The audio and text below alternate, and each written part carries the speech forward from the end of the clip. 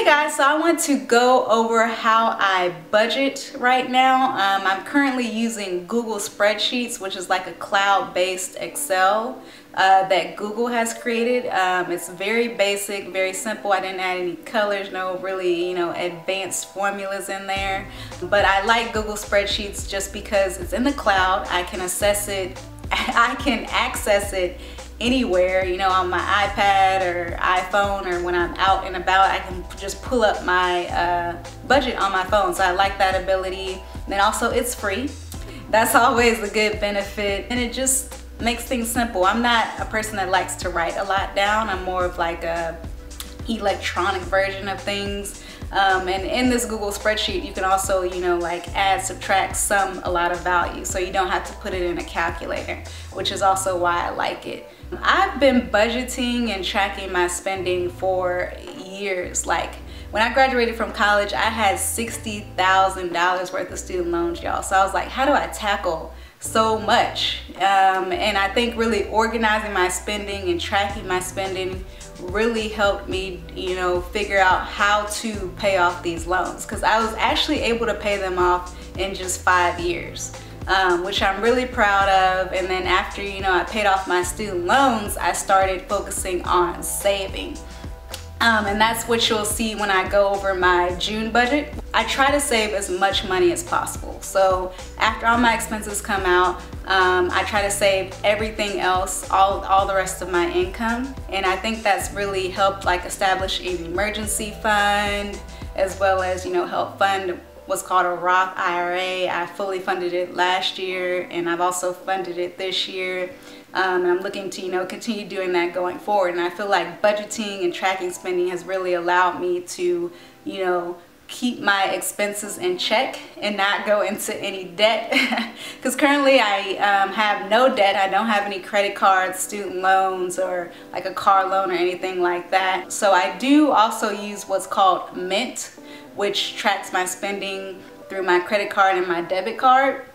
So I think that's also been, a really helpful tool that I've been using these past couple of years. But this video is going to be focused on Google Spreadsheets. I'm going to go over my complete June budget, just the expense side, not the income side, y'all. I need some privacy here. But I really hope y'all enjoy this video, and if you like these type of videos, let me know. I could do some more, because I do this pretty much every month. I compare my budget to actual. So, but let's get to it. And if you don't already have a Google account, it's free. You can set one up. It's called Google Sheets right here. And right now I'm already logged in. So these are some of the spreadsheets I've already created. I'm going to go into the budget one. And then here you have my current budget, which I update from time to time if numbers have changed. And lately I've been doing one for each month too. So in this first column, I list all of the expenses that I pay every month. This next column is my estimated budget for each of these expenses. And then I like to also include the due dates, the estimated due dates for these expenses, just so I know when it's coming out of my credit card or bank account. So this is like what I would say is a master budget that I change depending on if, say, I notice my car insurance is going to go down in the future or something like that. I might change it here. So this is how my May spreadsheet looked. Here I have the actuals added in for May. And you can see here the difference in this column here. I like doing this just to see how well I did compared to budget, and make sure my money is going in the proper places, make sure I'm not overspending or underspending somewhere, or forgot to pay something or something like that. Most of my stuff is on auto pay and paid with a credit card, so normally I don't not pay any bill or anything like that. So right now I'm going to create a new tab for June. In order to do that, I'm going to click this plus sign button right here. That's going to create a new spreadsheet here. I'm going to right click on it and rename it to June. And then I'm going to copy over the expense type column from my budget as well as the budgeted amounts. This is my master budget, so I'm going to end up changing these numbers to be more accurate in June. So rent, I still expect to be about $1,150 for the month of June. This rent here also includes water, sewer.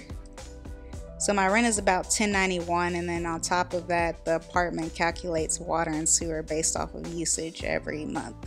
And I expect that to be around the same. It doesn't really fluctuate too much. You can see here I have a formula in this cell where the $1,091 plus the $60, which is my estimated water and sewer. For renter's insurance, I'm gonna keep that at the same amount. I actually just switched to State Farm, which is the same company I have my car insurance with, and they've already sent me a quote saying that my car insurance will be reduced, since I'll have renter's insurance and car insurance with the same company, to about $105, but that won't happen until around July. And then also my renter's insurance will go down to about $12. But for the month of June, these two are going to stay the same. My internet is also going to stay the same amount. So for my cell phone amount, I'm part of a family plan, and I only pay $50 per month for my portion. For gas, y'all know due to the virus, I'm not really traveling as much, but when I was spending about $60 a month. Now I'm more so spending like around $20 a month. I think last month I spent for gas $18. So I think 20 is pretty accurate. I actually already have a full tank of gas now, and it's June 4th. So I really don't expect to spend too much on gas on top of the 20. I have here electricity. My bill is actually projected to be about $85 this month, so I'm gonna change that number. Normally my bill is around $70, but it's been hotter. And also I've been at home. I'm working from home right now, so electricity usage has increased. My food, this includes eating out as well as groceries, is normally around $400 to $450. I have been trying to get this under $400, especially since I'm not eating out as much anymore because, you know, things are shut down. But even then, I'm getting a lot of takeout, as well as my grocery bill has increased like a lot. I think I spent like $300 on groceries alone last month. So I've learned to, I guess, kind of accept it. And I've increased my budget to $450, but I would like to be less than $400 for food.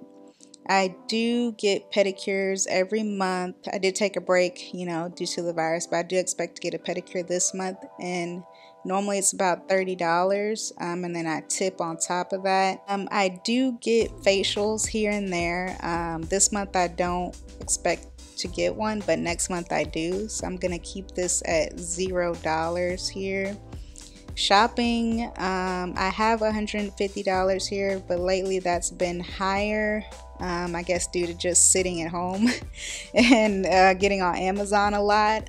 But as you can see from May here, my shopping amount was budgeted at $150 and I spent $434. But I hope to only spend $150 this month. I don't anticipate any large purchases on Amazon or something like that. So in May, most of my shopping was at Amazon, like about $200 plus. I did get a office chair off of Amazon because I'm working from home and I wanted something comfortable.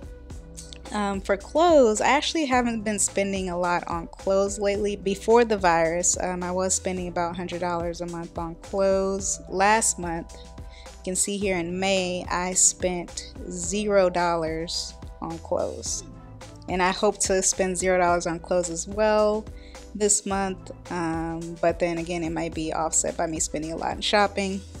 But I do like to separate clothes from shopping just because I want to know, oh, was this Amazon stuff that was not clothes related? because I do spend a lot of money on clothes and I'm trying to work on decreasing that. So I like to separate it out from regular shopping so I could see specifically where my money is going. For entertainment, I keep that around $50. Again, lately I haven't been going out as much, so I don't spend as much on entertainment, but I do have Netflix, and that's about $14 a month, and that hits the entertainment account. Let me see how much I spent in May on entertainment. So I spent about $28 on entertainment last month.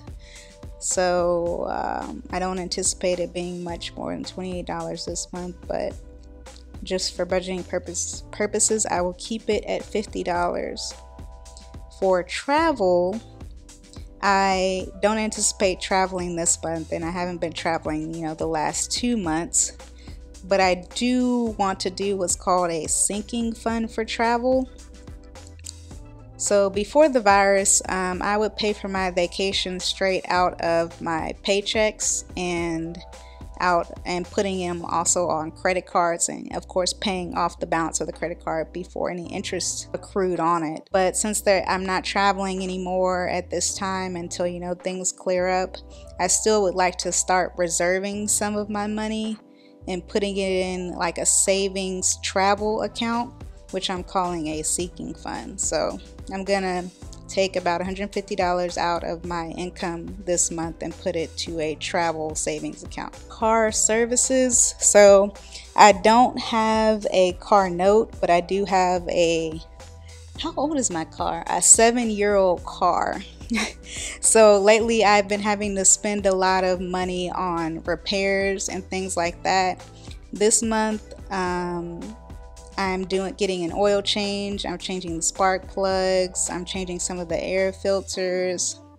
And I'm doing a coolant flush just because the car is over 100K miles. And I expect to spend about $200 on that. This could actually be higher than that. I've already bought most of the items from AutoZone. I just need to have it done. So I'm anticipating $200 to maybe $250. I have the doctor here as like a placeholder, but this month I do not anticipate going to the doctor, so I'm going to keep that at $0. Normally my doctor charges are about $30 copay because I have an EPO. That's to visit a specialist. If it's like a annual exam, that's normally covered completely by my insurance. So for savings and investing, I anticipate saving/investing $1,000. I already have an emergency fund, so this is going to just a general savings account, as well as I also invest.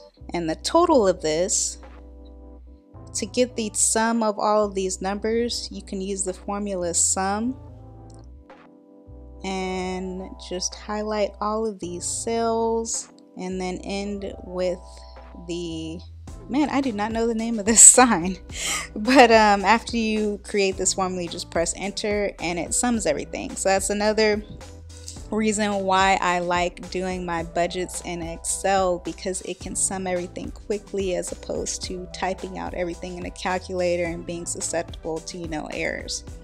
So in total, I'm anticipating spending $3,633. So at the end of June, I will go back and calculate actuals, which, like I was saying earlier, I get this from the Mint app, which tracks all my spending and categorizes it. So this can be easily filled out. But yeah, this is how I budget every month. If you have any questions, please leave them below. But thanks for watching this video. Please rate, comment, and subscribe. Thanks. Bye.